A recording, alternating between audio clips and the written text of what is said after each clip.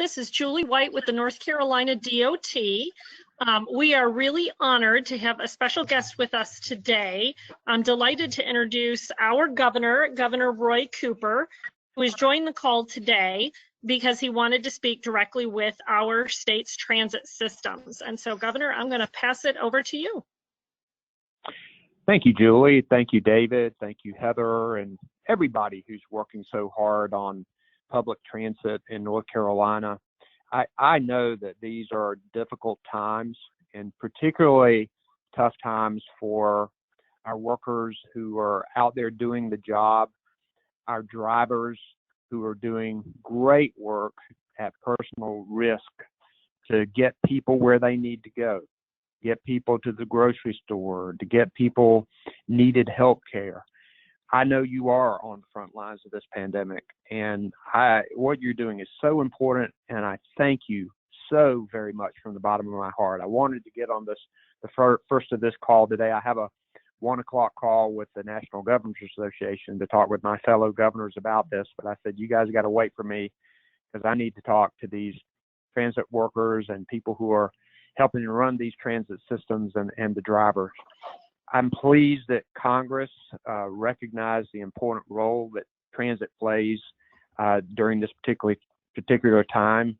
And there is money from the CARES Act to help fill in some of the financial loss and the increased expenses that you're facing. And I know our Department of Transportation, Secretary Boyette, they're all working hard to deploy those funds as quickly as possible so that you can continue to pay your staffs and purchase the kind of cleaning and PPE that you need. Also wanted to thank our team at the Integrated Mobility Division for the work that you are doing to help plow through very complicated legislation and regulations, and then trying to streamline our process to ensure that this money is out quickly and so that our systems can continue to focus on providing the services and not have to deal with all the red tape and the paperwork that you usually have to deal with. And they're going to keep working to ensure that your systems have what you need. But just thank you from the bottom of my heart. Keep working hard, keep getting people where they need to go. We're going to make careful decisions about moving our state forward and try to put public health and safety first and foremost at our decision-making process, and using science and data and facts. And God bless everybody. Thank you so much for the work you're doing. Appreciate a few minutes. Take care. Governor, we appreciate it. Thanks a lot. So I know we also have on the call our Chief Deputy Secretary, David Howard, joining us today. David, anything that you wanted to share? Can you hear me? Yes, we can. Oh no, I can't follow my boss like that. He did better than I ever could. So again, the governor wanted to make sure that he had a chance to thank everybody. Hopefully everybody was surprised and happily surprised, because we have been sharing up the line the hard work that the systems and the drivers and the employees of our systems, the hard work that you guys are putting in to make sure that we're moving people. And as we move into these next phases, as you've read about the governor's plan, I can only imagine you become even more important. So no, Julie, that's all I would have to say. Great, thank you. Thank you, Heather, for letting us take over a few minutes of the opening of the call. I was just so pleased when the governor's team reached out to us and asked for this opportunity to do this. It's just such a clear demonstration of the appreciation he has for the important work that Transit's doing. So thank you for giving us a few minutes, and I will turn it back to Heather. I appreciate the governor being able to take some time to speak with us. And I will delve into our agenda. We've got a fairly packed agenda for today.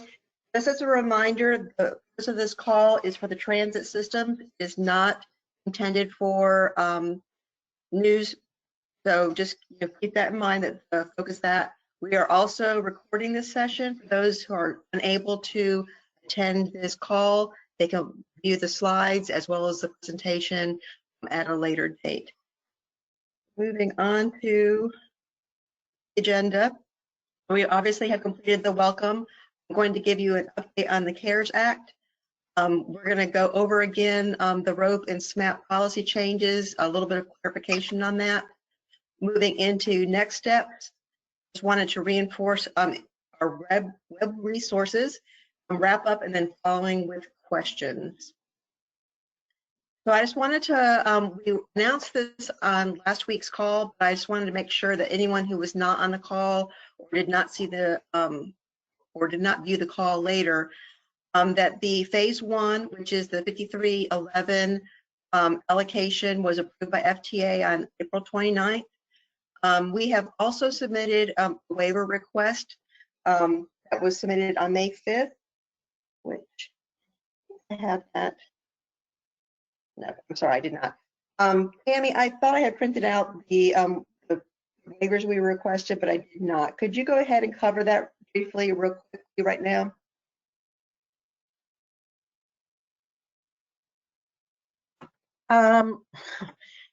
Yeah, I kind of have to find the document myself. Give me just a second. We can move on and go back to that. I apologize. I thought I had incorporated that into my actual slides, and I must have inadvertently not done so yesterday in adding that. So we'll go ahead and go forward. And then Tammy's got the next section after this slide, so she can maybe jump in at that point. So just to give you an update on the CARES Act Operating Fund application, which is for the first phase 311 allocations. The applications are due May 15th. This is different than what you'll see in the application package because we gave you a 1-week extension due to the issues we were having with the budget and the EBS. The initial period of performance is 18 months, which goes from January 20th of 2020 to June 30th of 2021. So far, of the 78 subrecipients, we have had 2 applications that have been approved by the MDSs. 15 subrecipients have submitted their application, and 13 others have started, not submitted. So we still have a ways to go, and I encourage you guys to get these in as quickly as possible. These numbers are reflective of yesterday, so if you have since submitted your application, you don't worry, we're tracking you guys. I just wanted to give you an idea of where we were right now in getting those applications processed. So I'm going to actually turn it over to Tammy right now. And Tammy, if you just want to tell me when to go from one slide to the next. She had numerous questions about filling in the application, and Tammy just wanted to go over highlighting some of the parts of the application to make sure that you guys understand how to fill it out correctly, so there aren't any questions or issues once you've submitted. So Tammy, I'll turn it back over to you. Okay, thank you. I just had a few questions, and I just wanted to highlight those areas for your benefit. One of the first things is when you put in your application, if you can fill in the project number, and that would be 20-CA for CARES and dash whatever your 3-digit system number is. That would be a huge help. Please make sure when you do the percentages that you put in 100% federal. Thank you. And the other thing that I need you to understand is the operating is only line G315. So you need to put your total amount in that line. Now, because we're asking you to estimate fare box revenues, you'll need to add the fare box revenue amount to your operating that you're eligible for, because it's going to deduct back out towards the bottom. So that's the only real glitch, is that you need to add it to it so it takes it back out. You can go to the next one. So estimate your general public fares. We know that's an estimate. Most likely there will have to be an adjustment somewhere down the line, but we'll deal with that as we get to it. So when you put in the amount for your fares, that bottom line total expenses less contra accounts, that amount should be the total amount that you're being told you're eligible for this operating distribution. And that's basically what I wanted to point out. So that's where we're at now. And as we come across things we learn, we will definitely let everybody know and make adjustments. Okay. Before I move on, did you find the several line items that we asked for waivers on, Tammy? Yes. Okay. So I put in a request for waiver for the to the relief docket on behalf of the state. So one of the things that we requested is delivery of goods and services be an allowable expense, which will allow transit providers to use funds and assets to transport essential goods and services such as meals, food, groceries, medications, and supplies on an ongoing basis in response to the COVID-19 pandemic. We're requesting that to extend out to March 2021. We're requesting a waiver to of having to check to make sure the SAMS.gov registration is current, which I'm not sure that we really need, but if we come across that, we'll hopefully they'll take care of that. So a procurement waiver regarding geographical small minority businesses related to DBE. So we're requesting special consideration being given for, you know, who we can find in business at the time through March 2021. The semi-annual uniform reporting for DBEs. We're asking for extensions on that. Single audit submissions for those who are required to send in a copy of a single audit. We're requesting that this time be extended out. The Buy America procurement requirements. Emergency management gives you a 45-day waiver to that, to having things be Buy America because of the need, the urgent need. So we're requesting that that also be extended out. The ability to transfer riders or assign user-specific seats on your vehicles. That will allow individuals in wheelchairs to transfer to a vehicle seat if necessary. So that that helps with the social distancing, and also federal contracting provisions, requesting a waiver to permit subrecipients to use non-competitive procurement during the pandemic and emergency time. So we're requesting an extension out to March 2021. It will take time to get a response from FTA. So there is no waiver currently. Thanks, Tammy, for giving that summary. And as soon as we hear back from FTA and those waiver requests, we will either make it known via email through the normal channels, or it will be as a update on one of our weekly calls. So I just wanted to move into the intercity bus requirements, which, you know, the requirement from the CARES Act is that 15% of those 5311 funds go to intercity bus. That represents approximately $14 million. We currently have agreements with both Greyhound and Sunway charters. Excuse me, and ITRI right now has an online survey which is due this Friday to help give us an idea of how we might want to develop a plan for implementation of funding. You know, whether we do a similar, excuse me, allocation to our current contractees at, you know, 1 year like we did with the 5311 transit systems, or how we're going to end up doing that moving forward. So that is still a work in progress. I just wanted to keep you abreast of the fact that we are looking into intercity bus requirements and how we're going to allocate $50 million.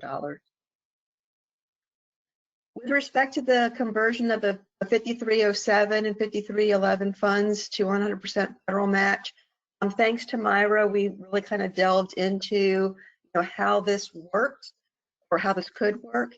And what I just wanted to highlight is that because the federal share cannot be increased for fiscal year 20. What this means is that if we were going to convert these projects over to 100% federal, it really just means you have total less funding because you're not going to have both the local share or the required local share or the state match. As a result of that, if you are a system who has not, so if you know what your federal allocation is, if you have not spent your entire federal share and want to consider this option, because you don't anticipate being able to spend down all of those funds as previously budgeted, please talk to your MDS so we can get a list of those who are interested in looking at that. The process is not easy. When I watched our staff do it yesterday, it's multiple steps to be able to draw down those numbers and convert it to 100% federal. It can be done. So I don't want to eliminate that as an option, but I just want to let you know that it is complicated, and the priority right now would be to get those applications in, process the agreements in place so that we can draw down the CARES Act funding. Last week we talked a little bit about the SMAP and rope policy change. Basically going over the fact that this year we are not going to require any remaining balances to be returned to DOT. The policy document went out the end of April, and it is due back to us May 29th, which is the last business day of May. It must be signed by both the county manager and the transit director. We were contacted after we sent the letter out for the systems that are regional. There's not really a county manager that's going to oversee this program. In those cases, we would like it to be signed by the executive director and the system board chair. In addition to that, there was some clarification by the SMAP rope group about the rope period 2 report, which is due in July. We are expecting that to still be submitted in July, whether you have spent down those funds or not. We will continue the numbering. The next one will be through, the next report will be July through December, the fourth one, January through June. And whenever the fiscal year 21 rope funds are distributed, it will be recorded under whichever report period is applicable. And this is just basically to keep everything clean and trackable for our staff. So if you have any questions, please reach out to Carolyn, and she can answer those questions.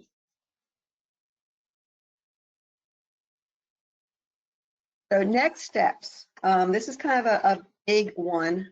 We are still in the process of developing or thinking about the process for the second phase of funding. We do anticipate that there's going to be systems that we typically have not had relationships with or have not previously funded requesting CARES Act funding. So how we determine what their needs are and how we get them eligible under FTA's requirements is kind of an unknown. And then there's going to, we anticipate there's going to be additional funding required to some systems based on.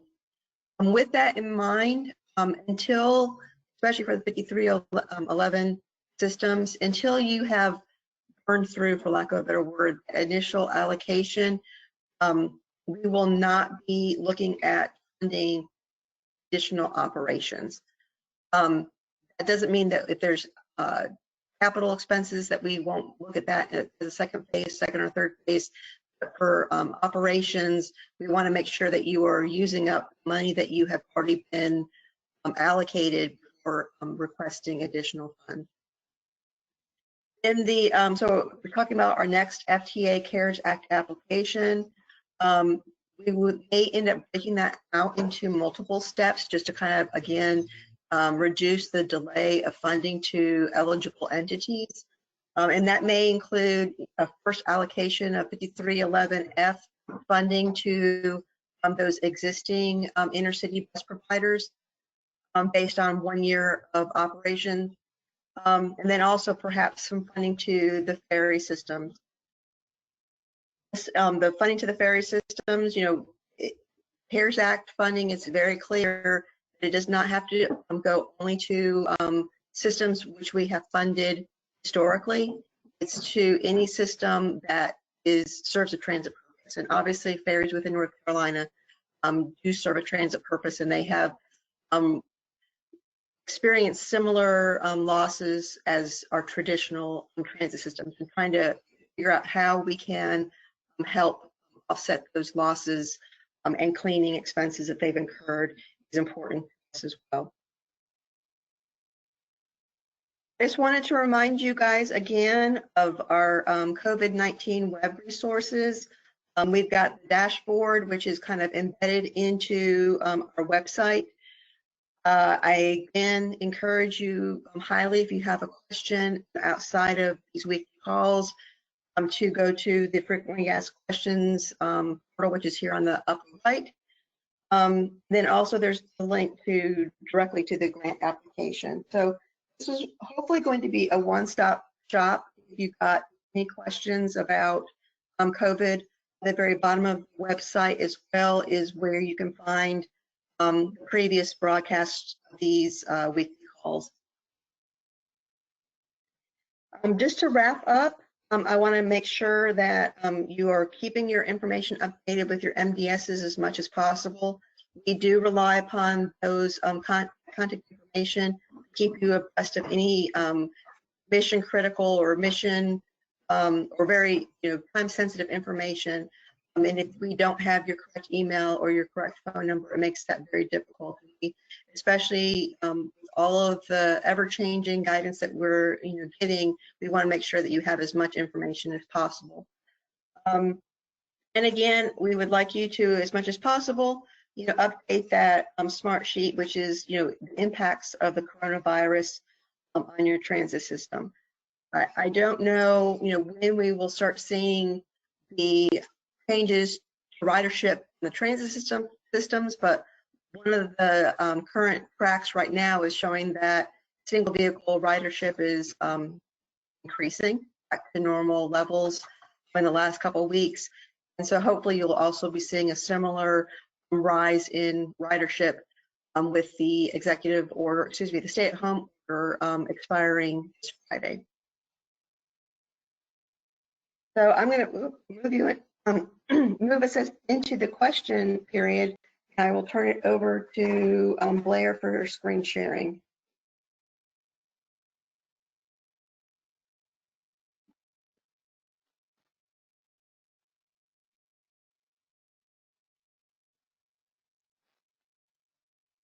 Okay, is that large enough for you?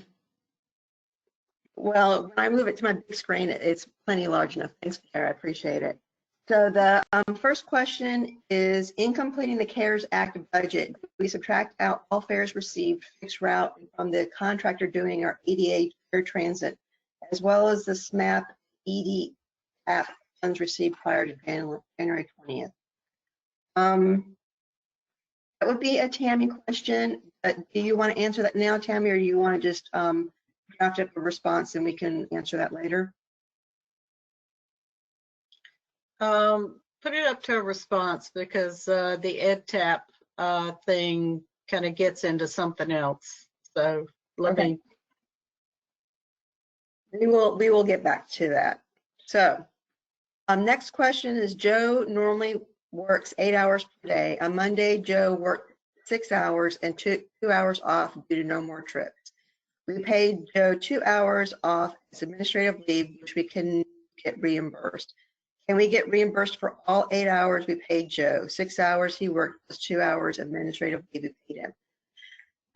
My understanding is that as of January 20th of 2020, any operations which include both paid work hours as well as administrative leave are eligible for reimbursement. So in this case, you should be able to claim all 8 hours that you paid Joe.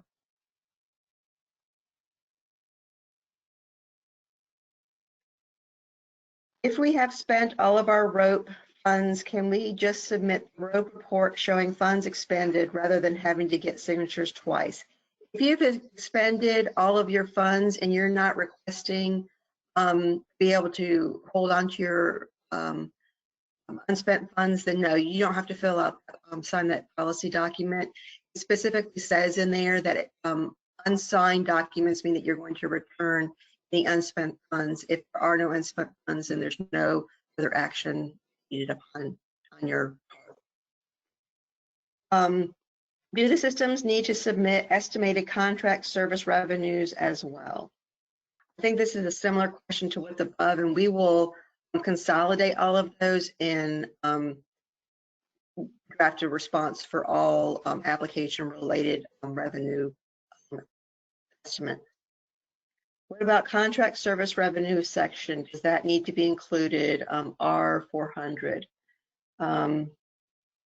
Again, this is another revenue thing. We will provide more updates as we learn more.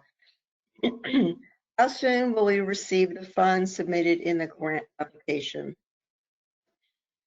So the answer is the funds will be available when the contracts have been signed and returned. I don't have the schedule up right now, but basically as soon as your applications are received, the next step is that we need to work on the agreement. So once the agreements are in place is when you could then submit the invoices for reimbursement, and we will process those as quickly as possible. What dates are we looking at to estimate our fare and or contract revenue on the budget summary? It says from January 20th of 2020 to June 30th of 2021.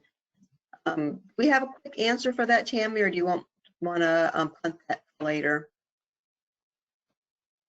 I would basically say just whatever period you're trying to apply for the money for, estimate the fare box revenue on that. So if you're looking to go back to all of your 100% funding, then I would go back to that point. If not, then I would start with whichever date. So we can get more clarification on that, what impacts that might have. Is my understanding correct that the fiscal year 2020 ropes map extension will not affect 2021 allocation? That is what our assumption is right now, that there will be no impact to 2020 allocation. So until we hear otherwise, that would be a correct understanding. And that's the same question twice, so I'll ignore that one. Do you have a time frame on these next steps and opportunity for new funding or additional funding next month, not next couple months? I would say we will have guidance within the next couple months. And as we have kind of moved forward into the second phase of funding, we had originally envisioned basically 3 applications to FTA. About the middle section of funding, I think we're going to have to probably do multiple applications just to kind of minimize that loss of revenue. So we will be working with David Rue, to help direct the guidance for how we're going to distribute those funds. And those meetings have not yet been set up. So once we have more information, we will let you know. Again, that was one of the reasons why we did this initial allocation to all the systems to get you money out, as quickly as possible, so that there would not be delay in you getting some funding to help offset these losses and costs that you have incurred. Next question. Can we use the CARES 5311 for cleaning supplies even if we have housekeeping in our current 5311 administrative grant? Would this be double dipping? I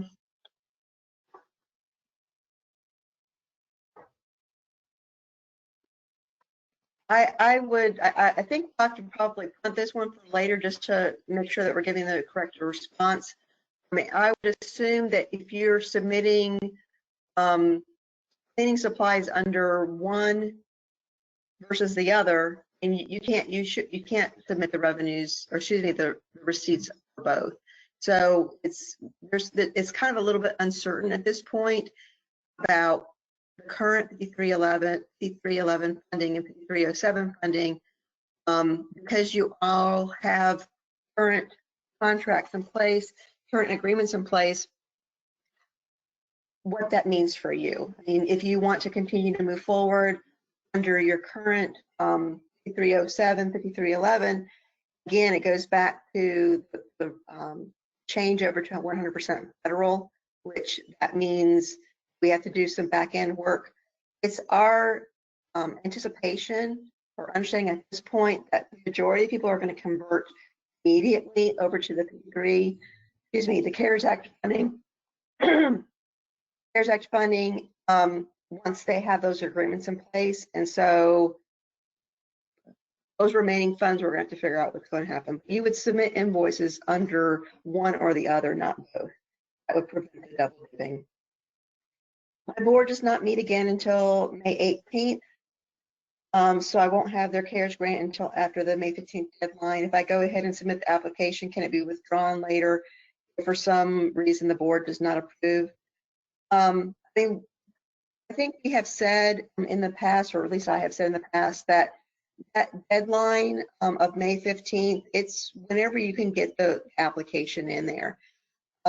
We're not going to say if you miss the deadline that you're out of luck for the CARES Act funding. So we realize that we're trying to expedite this as much as possible.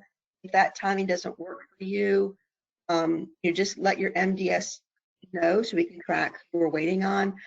I will leave it up to you with respect to whether you want to submit the application so it can be, reviewed by your MDS. But I would let you know regardless, so we can just be aware of what's going on.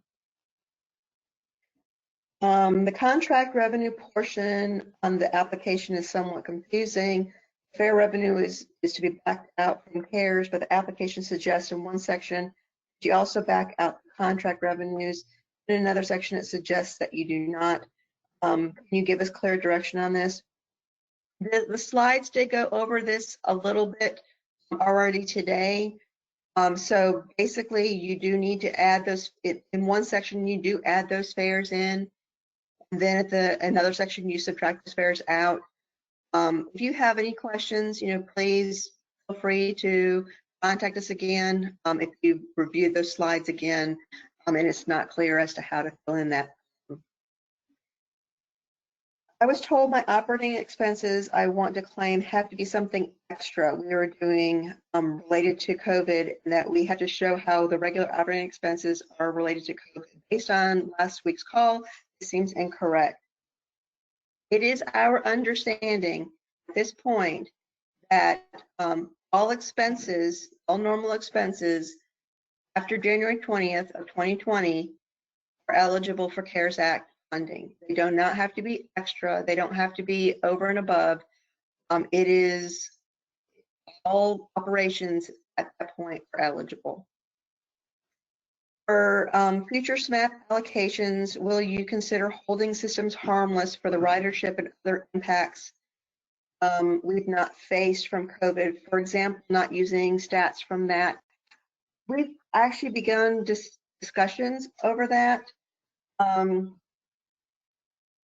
And For fiscal year 21, it should not have affected, but we will have to look for future years how we're going to do that. So it is a concern that we have. We understand your concern. We will be looking into that in the future. Next question, will we still be receiving the 5310, 5311 funds for fiscal year 21? At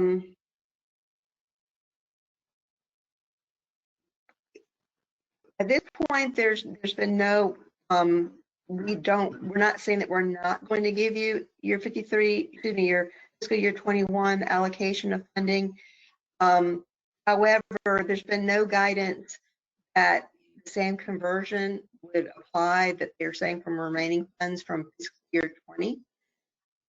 So if we were to do those 21 allocations, it would be at the 80-20, and it is our understanding that most systems are going to prioritize 100% federal. That being said, it's something that we're still having just internal discussions, and as we learn more, we will share that with you, what impacts that might have to the fiscal year 21 funding. Okay. As we think about our operations funding and the disbursements of Folks MAP and eventually CARES Act, any word from NCDOT on Volkswagen settlement dollars as we reset to the new normal? I assume W is Volkswagen. So I can, since I am somewhat involved in the Volkswagen settlement, I can give you as much update as I have. The Volkswagen settlement, as those of you who applied for buses through the settlement, that application period has already closed. They've received all of their applications. They're still waiting from approval from legislature to be able to disperse those funds. They are hopeful that when legislature comes back into session, they will make all of the approvals needed so that they can secure those funds. But until legislation releases DAQ to be able to disperse those funds, that's kind of on a holding pattern. I can certainly add it to my list to update you guys on Volkswagen as well. All right, so next question. Do we have more than 2 revisions on our current 311 admin grant budget because of the changes we may want to make due to CARES being available? I will have to get back to you on that.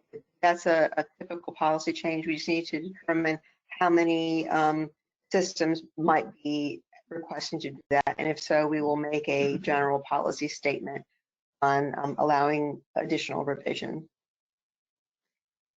Next question. We can't submit both regular 5311 and CARES Act 5311 for different expenses.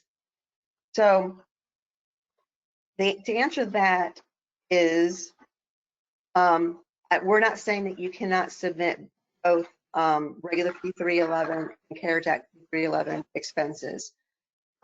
What we are just saying is that in talking to other states, the feeling is that most systems will want to tap into the CARES Act funding first. So we're not quite sure what impact it's going to have on systems wanting to draw down their normal 311 funds. That being said, as long as you're clear as to which account you're taking things out of, we will work with that. There's a lot of flexibility that's being allowed with the CARES Act funding. It is supposed to, supplement, funding, expenses incurred due to CARES Act, due to, the impacts to the systems. So if you've got specific questions like that, I would suggest you discuss them with their MDS, and we can then, elevate them up the channel. And if it becomes a question that many systems have, we will develop a policy for those fiscal year 20 and 21 allocations. Let's see. So does an initial claim summary sheet need to be submitted with the application in addition to when we submit our claims? Amy, that's a question for you. I think if I remember reading the application, you do request that an initial sheet be filled in. But if you're not ready to answer that, we can punt it till later.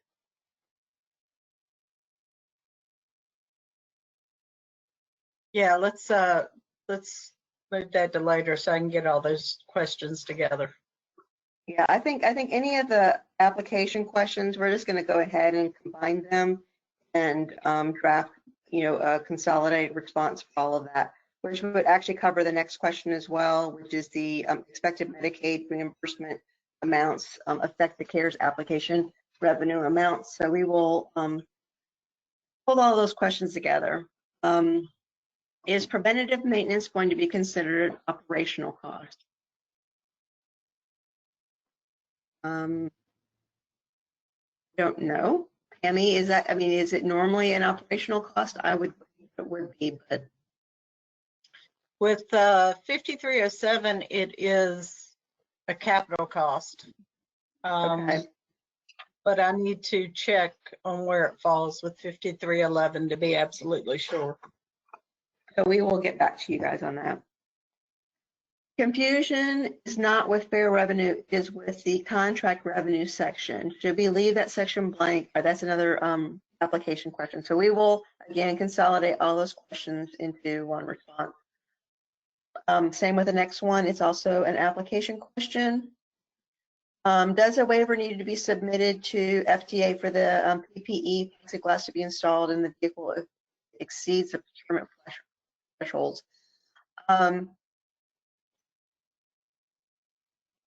That was one of the, if I remember the details of one of the waivers that you had submitted to me, there was something about the plexiglass on there.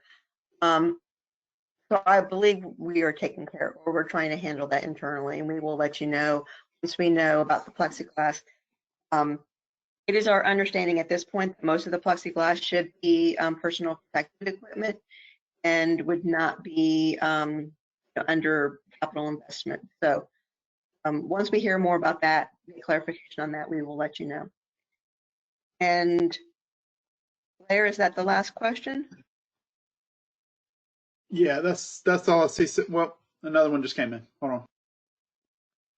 All right, hold on.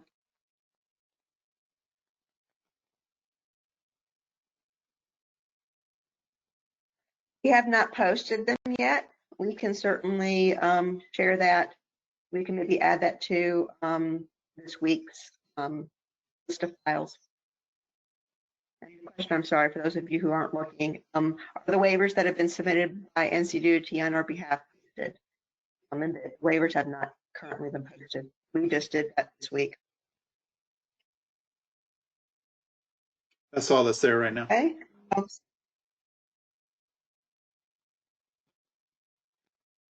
Okay, so if I'm not seeing any additional questions, I appreciate you investing this amount of time out of your busy schedules to learning about this. I think these meetings are hopefully beneficial for you. It's nice for us to be able to get together with all of you in a unified manner so we can give a update to you on everything that we're doing within IMP.